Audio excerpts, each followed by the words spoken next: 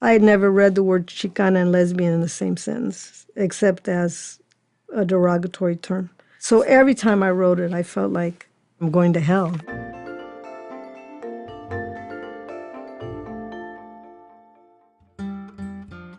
My mother is Chicana, my father's Anglo. Growing up, pretty much all of my family, what I understand as family, has been my mother's family, which was hundreds of people.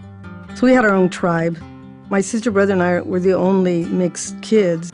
We're the only one that had a gringo father. But I just wanted to be brown.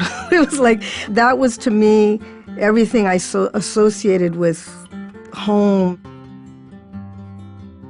I knew that I was queer, like different. From the time I was very young, I walked like a boy, talked like a boy, thought like a boy, wanted things like boys. And it was at 11 that I really understand, too, that I had desire for women. And I figured, oh, my God, I really am a boy. And that really freaked me out. It had everything to do with Catholicism. So the way I translated it was that I was marked as somebody who had the devil in them. I'd wake up in the middle of the night, 3 and 4 times a night, pray the rosary, I'd get up. I can't even describe the depth of fear. I think people don't really understand what homophobia is when it's played against yourself, you know. It is the most brutal. No one can do to you what you can do to yourself. When I had graduated from high school, I got into college. It was the first time I became sexually active, and it became very evident. I couldn't deny it. So I did come out, and I just, for the first time, felt free to love. And it was so important and so fundamental. You can't take away a person's desire and have them be whole. And it allowed me then to begin writing without secrets. And it wasn't really until I came out that I really began to make connections about other forms of oppression, including that I had a right to be Chicana.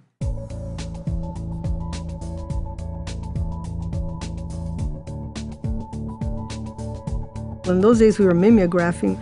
We weren't even thinking that it would have the impact that it had. But once it was done, I knew how important it was and really helped to put women of color writers kind of on the map. And also, I needed it for my own identity. At that time, there was no us to read.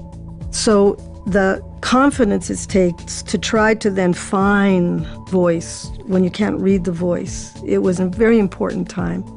And I look back, and of course, I think I'm a much better writer now, you know, but I still have a lot of compassion for that, 27-year-old, because it's original.